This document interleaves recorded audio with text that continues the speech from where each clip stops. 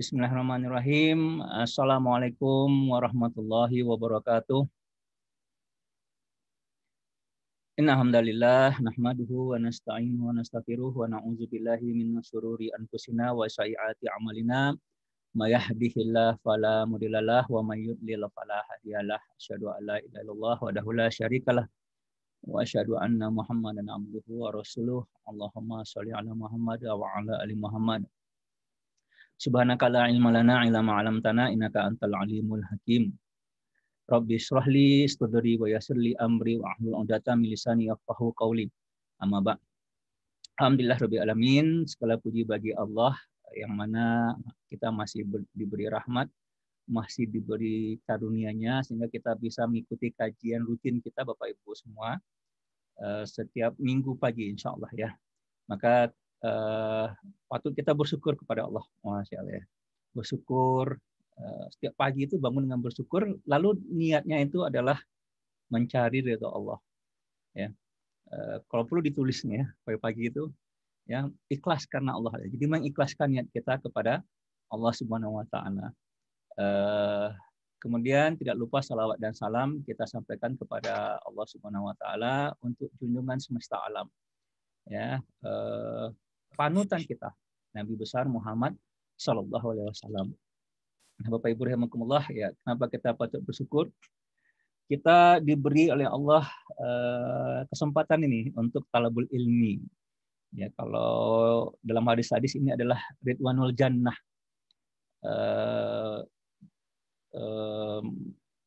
kebunnya surga, tamannya surga. Kenapa? Karena ada dalam sebuah hadis Rasulullah SAW itu bersabda, "Waman salaka thoriqan yaltamisu fihi ilman." Ya, barang siapa yang menempuh jalan untuk mencari ilmu, lalu kata Allah, "Sahlullahu lahu." Lalu Allah akan memudahkan baginya bihi thoriqan ilal jannah. Ya, memudahkan baginya jalan menuju surga. Jadi kita di sekarang ini adalah insya Allah adalah kesempatan kita, diberi kesempatan oleh Allah Subhanahu Wa Taala untuk mendapatkan ilmu yang mana nanti insya Allah akan memudahkan kita ke surga. Apalagi kita berbicara tentang pengadilan hari kiamat sekarang ini ya, untuk mengetahui apakah kita ini nanti ya untuk mengetahui apa yang sedang terjadi pada hari kiamat. Nah, saya akan share pada hari kiamat. Bentar. Apa saja kejadian? Kita belum berbicara apa saja hisabnya, tapi apa saja kejadian pada hari kiamat nanti. Nah, kalau kita memahami apa saja kejadian pada hari kiamat nanti, ya kita juga insya Allah akan memahami apa yang harus kita lakukan pada saat sekarang ini. Maka tadi kata Rasulullah, siapa yang menempuh jalan untuk mencari ilmu, maka Allah akan memudahkan baginya jalan menuju surga. Jadi dengan mengetahui apa yang akan terjadi, perkara-perkara apa saja yang diperhitungkan oleh Allah Subhanahu Wa Taala, kita tidak lagi berprasangka dalam berbuat ya, atau mengira-ngira ini kita akan masuk surga. Ya, oh ini ya gampang sekali kita bicara kita akan masuk surga misalnya. Sementara kita sebenarnya hanya berprasangka. Ya, ya dan itu memang harus kita ketahui ya. Nah, Bapak-bapak, Ibu-ibu rahimakumullah, ya, masalah perkara-perkara pada pengadilan hari kiamat. Sebelum kita masuk apa saja yang akan ya terjadi pada pengadilan hari kiamat, mari kita pahami firman Allah dalam surat Al-Mu'minun. Allah Subhanahu Wa Taala berfirman, "Hafa hasibatum annama khalaqnakum abasa." Ya, maka apakah kamu mengira bahwa sesungguhnya kami menciptakan kamu abasa, ya, secara main-main saja? Nah, maknanya tersebut, ya, kalau kita lihat tafsirnya, main-main seperti menciptakan binatang yang tidak ada pahala dan siksaan baginya, atau tidak ada tujuan gitu. Jadi Allah membuat istilahnya ya pertanyaan retoris istilahnya seperti ini ya, yang jawabannya itu membuat kita tuh berpikir sebenarnya. Di Allah menyatakan, apakah kamu mengira kamu itu diciptakan tanpa tujuan? Nah, istilahnya seperti itu. Ya, jadi beda dengan binatang, Bapak Ibu yang ya. Binatang itu memang tidak diberikan syariat dia. Tidak ada pahala dan siksa bagi mereka. Dan apa kata Allah? Wa annakum ilaina la turja'un. Dan menyangka tidak akan dikembalikan kepada Allah, tidak akan dikembalikan kepada kami. Ya. Maksudnya apa? Tidak akan dimintai pertanggungjawaban gitu. Dan ini sama dengan firman Allah dalam surat Al-Qiyamah ayat 36. Allah SWT berfirman, ayah sabul insana ayusroka sudah. Maka manusia, apakah manusia nih ya, pakai istifham di sini, apakah manusia mengira bahwa ia akan dibiarkan begitu saja tanpa pertanggungjawaban? Nah, jadi Bapak Ibu rahimakumullah, ini sebenarnya jawaban dari tujuan hidup kita. Ya, bahwasanya kita ini diciptakan oleh Allah itu ada tujuannya. Nah, kita harus memahaminya. Ya, bukan tujuan yang kita inikan sendiri ya, yang kita tentukan sendiri. Kalau Allah menghadirkan kita di muka bumi, lalu kita sendiri yang bilang bahwasanya tujuan hidup ini adalah untuk A, untuk B, untuk C, dan seterusnya gitu ya. Tentu tidak sesuai dengan tujuan penciptaan. Ya. Maka kata Allah tadi, apakah manusia itu akan dibiarkan saja tanpa pertanggungjawaban? Kalau kita pahami firman-firman Allah yang lainnya, Allah menciptakan manusia sebagai hambanya untuk beribadah kepadanya. Wa ma khalaqtul jinna wal insa illa liya'budun. Maknanya apa? Bil makna mengikuti perintah-perintah Allah Subhanahu wa taala. Yang mana nanti ada pertanggungjawaban. Siapa yang mengikuti perintahnya atau yang beribadah kepadanya, maka Allah memberikan pahala atau reward atau hadiah. Ya. Dan siapa yang tidak mengikuti perintahnya, ya, maka Allah akan memberikan hukuman kepadanya. Nah, itu maknanya. Nah, inilah sebenarnya kalau kita berbicara tentang hari pengadilan, ya. Jadi hari dimintai pertanggungjawaban oleh Allah Subhanahu wa taala tentang apa? Tentang kehidupan kita yang ada di muka bumi ini ya. Kehidupan kita yang sangat sebentar sekali di muka bumi. Kita ini insya Allah ya, sudah setengah abad semuanya dan atau hampir setengah abad. Ya, maka sebentar lagi kita ini akan kembali kepada Allah Subhanahu wa taala. Dan itu akan diminta pertanggungjawaban. Ini banyak dalam ya telepon itu. Dalam firman Allah yang lain ya. Dalam firman Allah yang lain wala tus'aluna amma kuntum ta'malun, kata Allah ya, dan sungguhnya kamu itu akan ditanya ya tentang apa yang telah kamu kerjakan, dalam surah An-Nahl 93 ya. Banyak firman-firman Allah yang menyatakan ya, dan sungguhnya mereka akan memikul beban dosa mereka dan beban-beban dosa yang lain di samping beban-beban mereka sendiri. Ada beban dosa nih. Dan sesungguhnya mereka akan ditanya pada hari kiamat tentang apa yang selalu mereka adakan ya. Maka sesungguhnya kami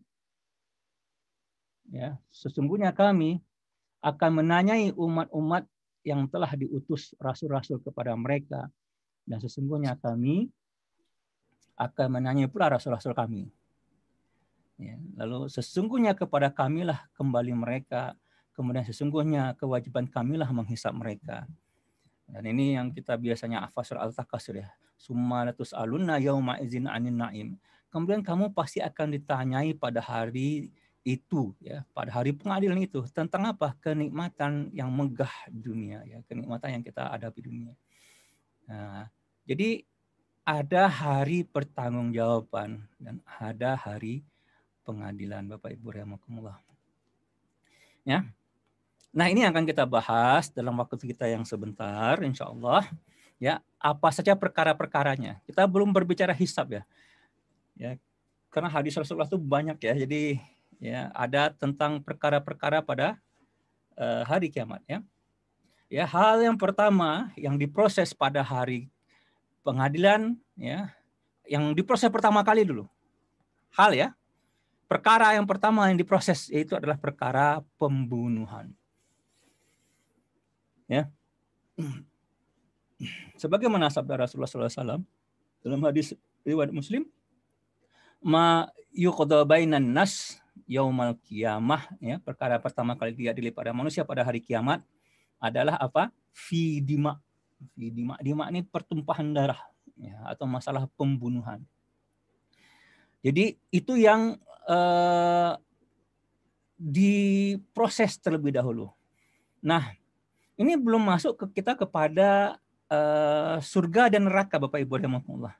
Jadi ada keadaan di mana akan diproses lalu akan dibalas pas hari pengadilan itu. Jadi belum ada siksa dan belum ada istilahnya surga dan neraka. Ya, nah, dan ini juga ada beberapa hadis nih tentang beberapa hal, nanti kita akan lihat. Contohnya dalam masalah zakat. Ya, pada hari kiamat orang-orang yang tidak membayarkan zakatnya akan disetrika, akan ada. Lalu sudah itu baru mereka melihat jalannya apakah nanti mereka akan ke surga atau ke neraka. Ya. Jadi ada siksa apa pas hari pengadilan. Nah, yang pertama dipermasalahkan pas hari pengadilan itu adalah pembunuhan. Dari Abu Hurairah bahwasanya Rasulullah SAW telah berkata tentang sekelompok orang di antara kami, perkara yang pertama sekali diproses dari mereka di hari akhirat adalah perkara pembunuhan. Lalu dihadapkan semua orang yang terbunuh dalam perperangan di jalan Allah SWT, lalu memerintahkan semua orang yang terbunuh untuk dihadapkan dengan kepalanya, sedangkan urat nadinya memancarkan darah. Orang yang terbunuh itu berkata, wahai Tuhanku, tanyalah orang yang telah membunuhku itu, mengapa ia sampai membunuhku? Allah lalu menanyakannya, padahal ia mengetahui, mengapa kamu membunuhnya? Ia menjawab, aku membunuhnya demi mempertahankan harga diri. Allah berkata, celakalah kamu wahai pembunuh. Kemudian semua pembunuhan dan kezaliman dibalas saat itu juga. Ini belum surga dan neraka, belum di neraka lagi Bapak Ibu rahimakumullah, ya. Dibalas pada saat itu juga, dan semua orang yang menganiaya mendapat pembalasan sesuai kadar penganiayaannya. Semuanya tergantung kehendak Allah Subhanahu wa taala. Jika ia menghendaki, maka ia mengazabnya, dan jika dia menghendaki, maka dia memaafkannya.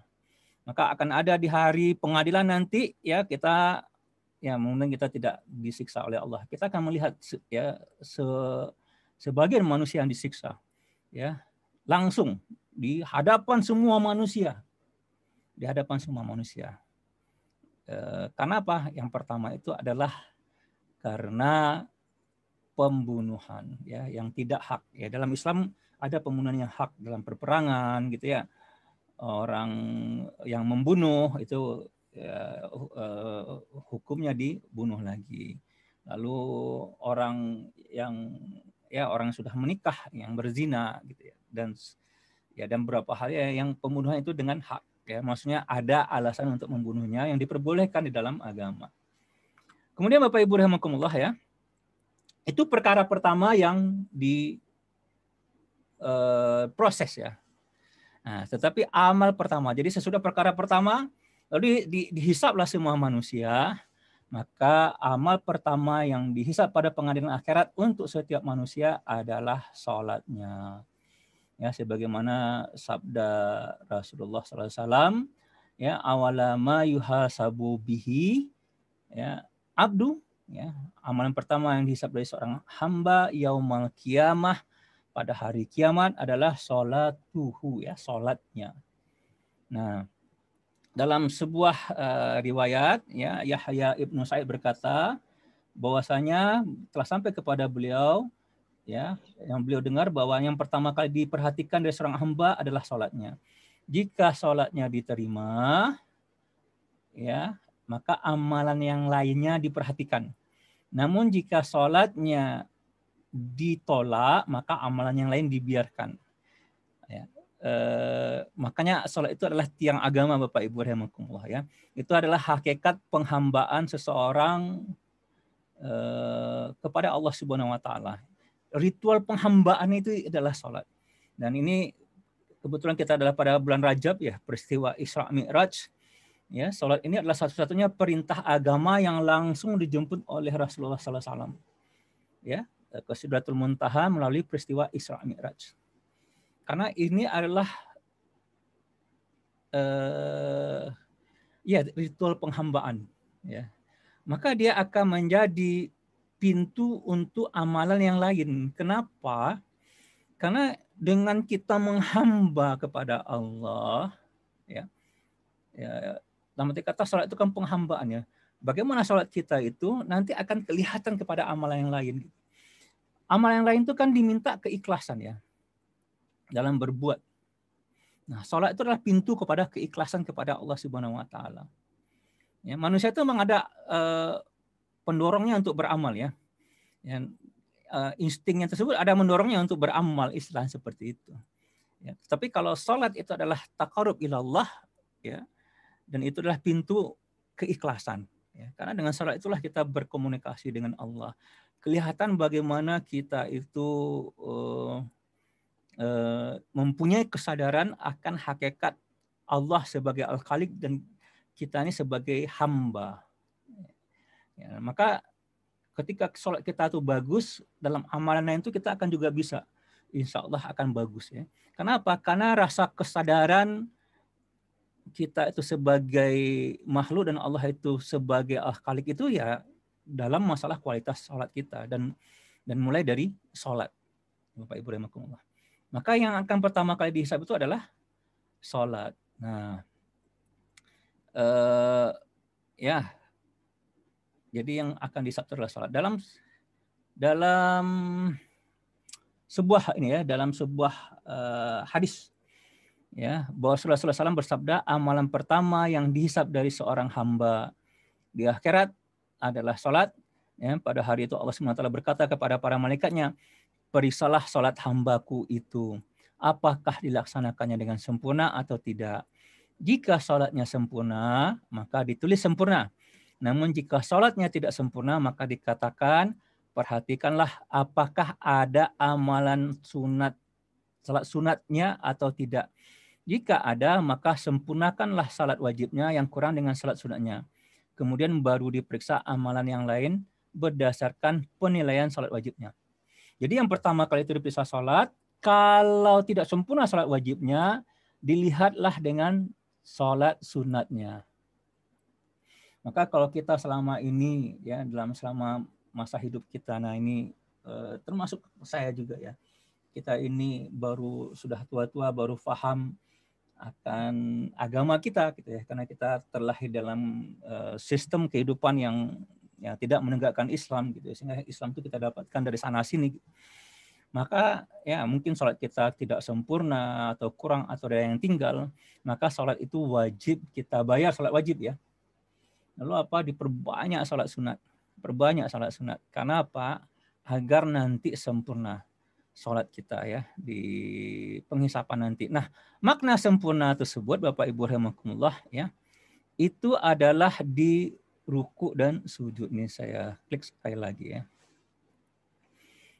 Nah, kata Abu Amru Ibnu Abdul Bir, beliau berkata, penyempurnaan salat wajib yang tidak sempurna dengan melaksanakan sunat hanya berlaku bagi orang yang lupa melaksanakan salat wajib atau salat wajib dilaksanakannya, namun ia lupa membaguskan ruku dan sujudnya. Ya. Jadi lupa membaguskan ruku dan sujudnya. Jadi mungkin Bapak Ibu dulu pernah sholatnya cepat-cepat ya. Ya saya juga pernah dulu ya. Lupa membaguskan ruku dan sujudnya. Maka ya, jadi sempurnanya sholat ini ya di jumlah ruku dan sujud. Kita kan ada rukun dan syarat sahnya sholat ya. Contohnya menutup aurat, suci dari hadas, suci badan pakaian, menghadap kiblat, masuk atau sholat, kan itu syarat sah sholat ya.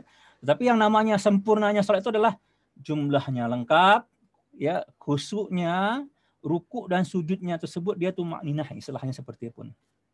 Maka orang yang dikatakan penyempurnaan sholat wajibnya dengan sholat sunatnya itu berlaku bagi orang yang lupa melaksanakan sholat wajib, atau salat wajib dilaksanakan namun ia lupa membaguskan ruku dan sujudnya karena ia tidak tahu. Ya. Nah, adapun orang yang meninggalkan salat dengan sengajanya atau tertinggal salah satu dari rukunnya, lalu ia ingat hal itu tapi sengaja tidak diulangnya. Jadi tidak dibayarnya Bapak Ibu rahimakumullah ya.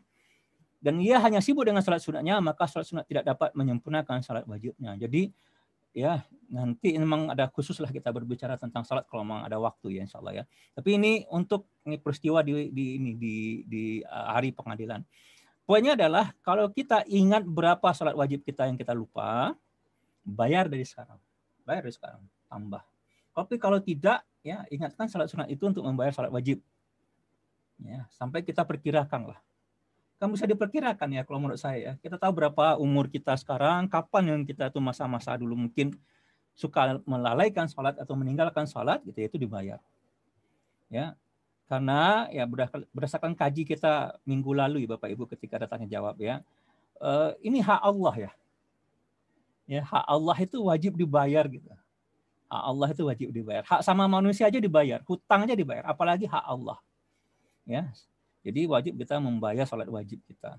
Ya. Dan bedanya dengan puasa apa? Salat tidak bisa diwariskan. Jadi kalau puasa Ramadan kita tidak mampu membayarnya, itu masih bisa kita wariskan kepada saudara kita atau anak kita, tolong bayarkan puasa saya. Ya, bisa dibayarnya dengan dengan fidyah gitu ya, atau dibayarnya dengan berpuasa. Itu insya Allah bisa melepaskan hutang puasa kita. Tapi kalau salat tidak. Salat itu benar-benar tergantung kepada individunya ya dalam melaksanakannya. Nah, jadi maknanya itu adalah wajib kita ulang ya, wajib kita bayar. Ya, jadi salat wajib kita bayar. Karena dia adalah yang akan dihisab pertama kali ya.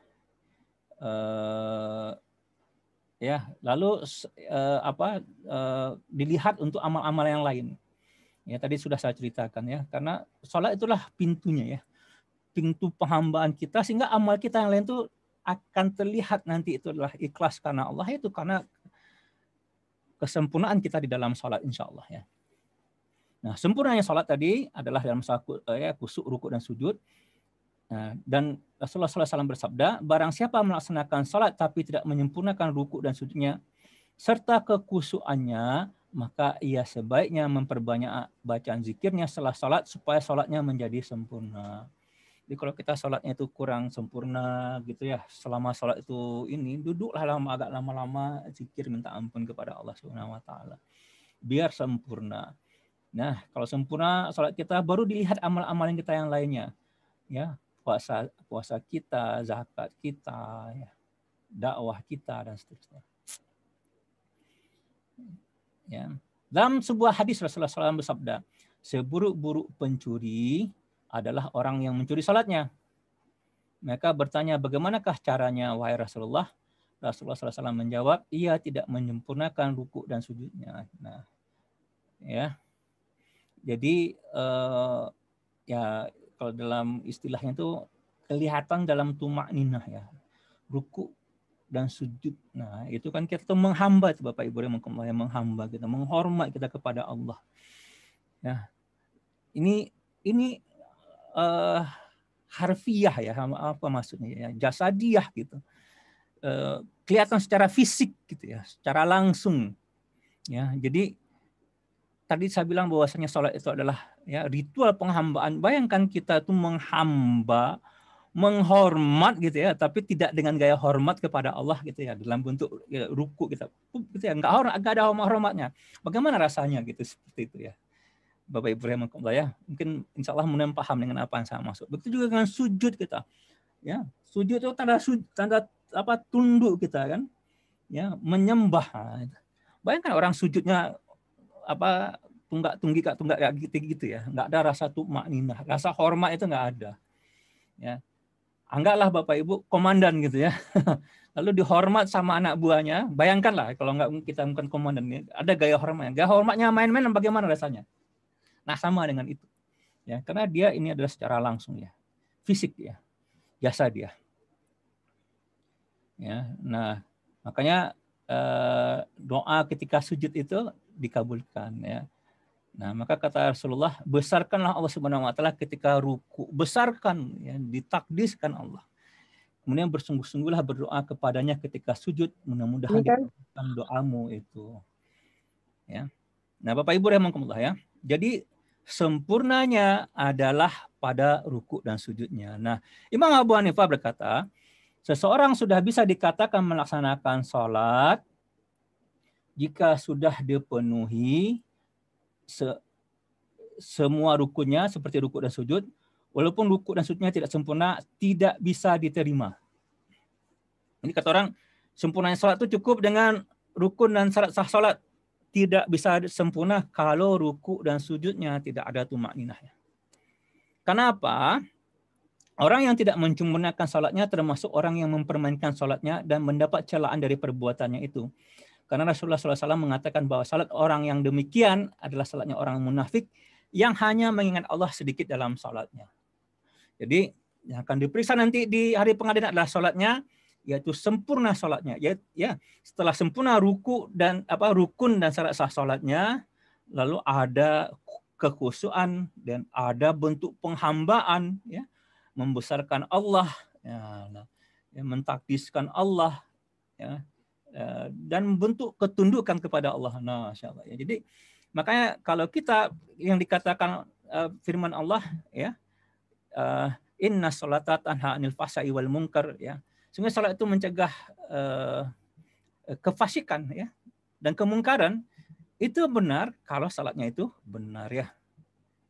Salat itu benar, maka itu akan mencegah kefasikan dan kemungkaran karena bentuk penghambaannya itu sempurna kepada Allah sehingga rasa takutnya itu menular. Ya, nah manusia itu kan imannya naik turun, ya, maka nanti diulang lagi sesudah subuh, diulang lagi zuhur. Kalau dia mempunyai kualitas yang sama bagus dengan subuh, itu akan bisa menjaga dia insya Allah sampai asar, yang mana dia sudah capek-capeknya, gitu, ya, sampai maghrib lagi diulang lagi sampai isya, ya. Jadi, ya, yang namanya sempurnanya sholat itu adalah pada sujud dan ruku, ya. Nah, kita kemarin sudah berbicara tentang melalaikan sholat, ya. Jadi menyia-nyiakan sholat, ya, yang diancam, ya, oleh Allah Subhanahu wa taala, fawailul lil musallin, ya. Itu orang yang tidak memperhatikan waktu, wudu dan kesempurnaan ruku sujudnya dan lain-lain yang seumpama dengan itu walaupun sholat dilaksanakannya. Nah, dalam tafsir kemarin sudah saya simpulkan, ya, misalkan sholatnya tidak mengharapkan pahala sholatnya. Kalau mereka meninggalkannya, mereka tidak takut akan hukuman. Nah, berhubungan dengan waktu sholat, ini penting, ya, biar tidak salah paham. Sholat di luar waktu sholat, ya, tidak melaksanakan di waktu yang seharusnya. Jadi misalkan kayak zuhur sampai asar itu waktu sholat zuhur, ya, itu termasuk melalaikan sholat kalau misalkan kita tuh nggak ada hal yang membuat kita itu tertahan untuk sholat. Misal kita duduk aja di rumah, udah masuk waktu zuhur, kita berdiam diri saja, itu termasuk melalaikan sholat. Tapi kalau kita sibuk, ada sesuatu misalkan yang sesuai dengan syar'i yang tidak bisa kita sholat, lalu kita sholat zuhur, ya, masuknya jam 12.30, kita sholat zuhur jam 1.30, itu boleh. Talabul ilmi itu boleh, ya. Talabul ilmi itu bukan menunda sholat, ya, mengakhirkan di waktunya tapi tetap masuk waktu sholat. Ini harus paham, ya. Tetapi kalau terus menerus kita di akhir waktu sholat, itu termasuk melalaikan sholat, ya. Lalu apalagi melalaikan sholat tidak khusus sholatnya, ya. Ya, sholat tidak membaca bacaan sholat dari tafsir, ya, hampir sama dengan makna yang tadi, ya, dengan, ya, ruku dan sujud. Tidak merenungkan makna sholatnya sehingga tidak berpengaruh kepada sikapnya, ya. Jadi tidak berpengaruh kepada sikap sholat, tidak sempurna sholatnya. Nah, Bapak Ibu rahimakumullah, ya, itu tentang sholat, ya. Jadi yang dihisab. Nah, ini luar biasa lagi, ya. Manusia yang tidak dipedulikan pada hari kiamat, ya. Tidak dipedulikan, ya. Diriwayatkan dari Said Al-Khudri bahwa ia mendengar Rasulullah SAW bersabda, Allah Subhanahu wa taala menanya hambanya di akhirat dengan berkata, apakah yang menghalangimu dari mengingkari kemungkaran yang kamu lihat? Maka hamba itu menjawab, wahai Tuanku, aku hanya mengharapkanmu, aku memisahkan diri dari manusia. Bahwasanya manusia yang tidak dipedulikan Allah pada hari kiamat itu adalah manusia yang tidak mengingkari kemungkaran, ya, atau tidak mencegah kemungkaran, atau berdiam diri ketika ayat-ayat Allah diperolok-olokkan orang. Dalam hadis yang lain, ya, Rasulullah SAW bersabda, jangan hanya berdiam diri ketika melihat ayat Allah diperolok-olokkan orang-orang. Orang yang demikian akan ditanya di akhirat, apakah yang menghalangimu mencegah kemungkaran ucapan yang kamu lihat? Ia menjawab, wahai Tuanku, aku tidak mau mencegahnya karena takut pada manusia. Allah menjawab, menjauhlah dariku karena akulah yang seharusnya kamu takuti. Jadi kemungkaran Bapak Ibu rahimakumullah ya, wajib kita ingkari ya. Ya, selemah-lemah iman adalah dengan hati. Tapi yang paling bagus itu adalah dengan perbuatan. Kalau kita punya kekuasaan ya. Kalau kita punya kekuasaan kita perbuatan. Kalau kita tidak punya kekuasaan adalah dengan apa? Dengan ucapan. Ya, kita cegah, kita dengan dakwah ya. Maka amar ma'ruf nahi munkar itu mencegah ya. Jadi kalau dengan apa? Dengan perbuatan itu orang yang punya kekuasaan. Orang yang nggak punya kekuasaan itu dengan ucapan. Nah, biar nanti Allah tidak bilang menjauh dari kita, paling kurang kita mengingkari dengan ucapan kita. Ini adalah perbuatan mungkar ya. Saya tidak setuju dengan itu. Ya. Itu paling kurang seperti itu. Nah, itu jadi hujah kita di hadapan Allah Subhanahu wa taala nanti. Nah, itu ya yang hal-hal yang perkara ya yang pada hari kiamat ya. Pada hari pengadilan ya. Ya, dari hari berbangkit gitu ya. Di padang mahsyar lalu dikumpulkan. Nah, dimulailah hari pengadilan. Nah, hari ketika itu mulut dikunci ya. Dalam berbagai banyak firman Allah, al-yauma tahtimu ala afwaihim. Ya, pada hari itu kami tutup mulut mereka. Ya, wa tukallimuna aidihim, dan berkatalah kepada kami tangan mereka. Ya, wa tashhadu arjuluhum, dan memberikan saksian kaki mereka. Allah ya. Bima kanu yaksibun, terhadap apa yang mereka usahakan, apa yang mereka kerjakan. Nah, itu dalam surat Yasin ya. Dalam surat An-Nur, pada hari ketika lidah, tangan, kaki mereka menjadi saksi atas mereka terhadap apa yang dahulu mereka kerjakan. Ya. Dan mereka berkata ya kepada kulit mereka, mengapa kamu menjadi saksi terhadap kami? Nah, jadi anggota tubuh berbicara Bapak Ibu rahimakumullah ya. Ya, kenapa gitu ya? Walaupun kita sudah ada kitab amal segala macam. Nah, para ulama menyatakan pertama itu adalah untuk mempermalukan orang yang berbuat jahat di hadapan semua makhluk di akhirat. Jadi semua manusia dikumpulkan gitu ya. Maka orang-orang berbuat jahat itu, yang mereka itu secara rahasia melakukan kejahatan itu ya, anggota tubuh mereka yang menjadi saksi. Lalu apa? Ya, jadi manusia itu sama kayak kita sekarang ya keadaannya. Dalam arti kata kita punya akal, punya apa. Bisa jadi karena mereka ketakutan, ya, karena mereka stres gitu ya, akan siksaan yang akan mereka hadapi, mereka tuh tidak paham kitab-kitab amal mereka gitu. Ya, jadi biar paham kitab-kitab amal mereka, ya, apa kejahatan mereka lakukan, maka dibiarkanlah anggota tubuh mereka yang berbicara atas mereka. Ya, yang berbicara atas mereka. Nah, itulah yang terjadi pada hari kiamat ya, ketika mulut dikunci. Ya, lidah yang berbicara lagi, mulutnya dikunci. Jadi kita tidak tidak mempunyai kuasa terhadap anggota tubuh kita sendiri ketika itu. Berikutnya Bapak Ibu rahimakumullah ya. Tadi yang disuruh jauh diacuhkan oleh Allah orang-orang yang tidak mengingkari kemungkaran. Nah, ini yang tidak diajak bicara Allah pada hari kiamat. Siapa itu? Ya, Allah SWT berfirman dalam surah Al-Baqarah ayat 174, Innal ladzina yakhtumuna ma anzalallah. Sesungguhnya orang-orang yang menyembunyikan apa yang diturunkan Allah minal kitab, dari kitab-kitab. Nah, ini para pengemban dakwah, para ulama, para ustadz. Wa yastaruna bihi samanan qalila, dan menjualnya dengan harga yang sangat sedikit. Dan apa kata Allah? Ulaika, mereka itu yakuluna fi butunihim ilan nar. Kata ya. Mereka itu sebenarnya tidak memakan ke dalam perutnya melainkan api. Ya, wala yukallimuhumullah. Ya, dan Allah tidak akan berbicara dengan mereka yaumul kiamah, pada hari kiamat. Ya, jadi Allah akan berbicara kepada orang-orang ya, yang menyembunyikan apa yang diturunkan Allah, menyembunyikan Al-Quran, tidak fasda' bima tu'ma, menyampaikan apa adanya. Ya, wala yuzakkihim walahum azabun alim. Ya, dan Allah tidak akan mensucikan mereka dan bagi mereka siksa yang amat pedih. Nah, Bapak Ibu rahimakumullah ya. Jadi para pengemban dakwah, para ustadz, para ulama, berat mengemban dakwah ini sebenarnya kalau saya katakan ya.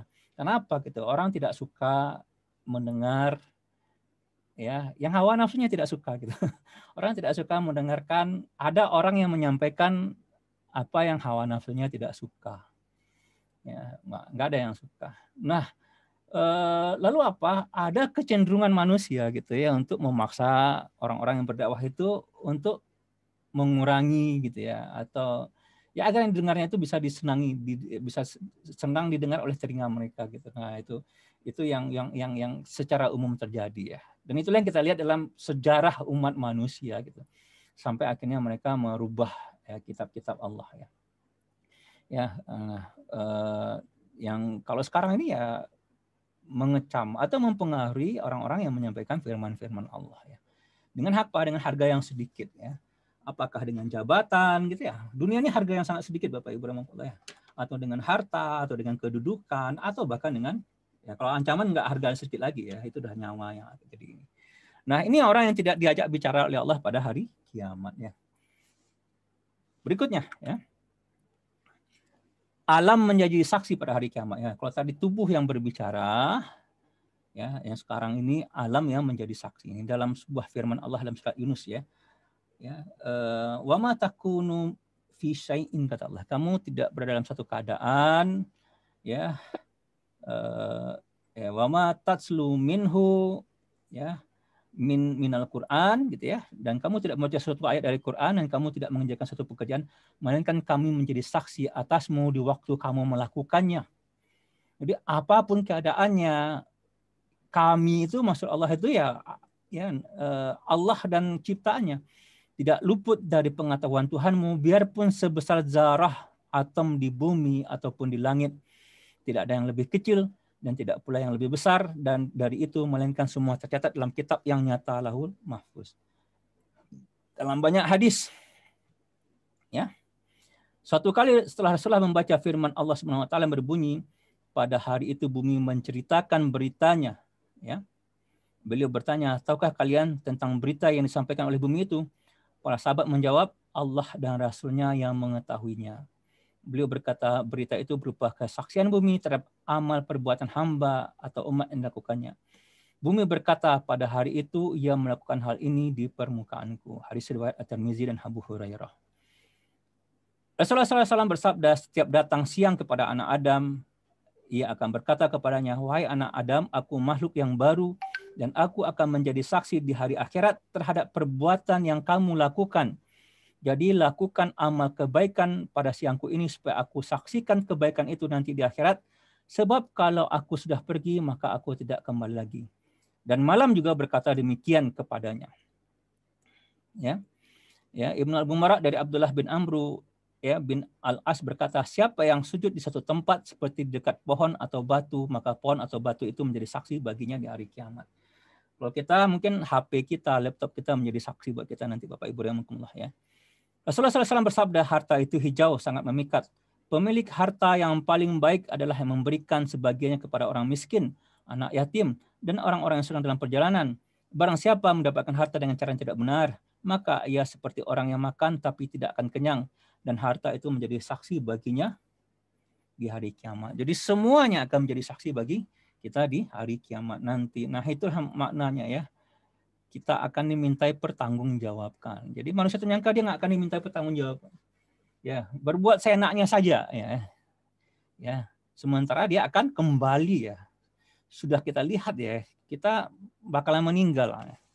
Bapak Ibu rahimakumullah ya, masih ada waktu ya, insya Allah beberapa lagi ya. Nah, ini tadi seperti yang saya sampaikan bahwasanya di hari pengadilan itu ada siksaan yang langsung diberikan ya. Tetapi itu belum siksaan di neraka ya. Nah ini ya, dalam sabda Rasulullah nih, hadis riwayat Muslim. Pada hari kiamat, orang yang memiliki emas dan perak tapi tidak menunaikan zakatnya akan disetrika tubuh, kening, dan punggungnya dengan lempengan besi yang dibakar di atas api neraka jahanam. Setiap kali lempengan itu dingin, maka dibakar lagi selama 1 hari yang lamanya sama dengan 50.000 tahun hingga datang pengadilan semua umat manusia. Kemudian mereka melihat jalan mereka, apakah menuju surga atau neraka.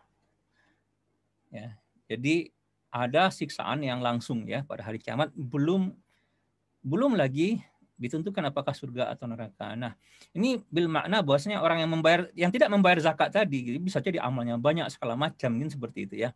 Nah, bisa saja nanti sudah selesai ini dia akan masuk surga. Tapi kalau amalnya sedikit ketika ditimbang, kita belum berbicara hisab ya. Masih berbicara tentang perkara-perkara yang terjadi gitu ya.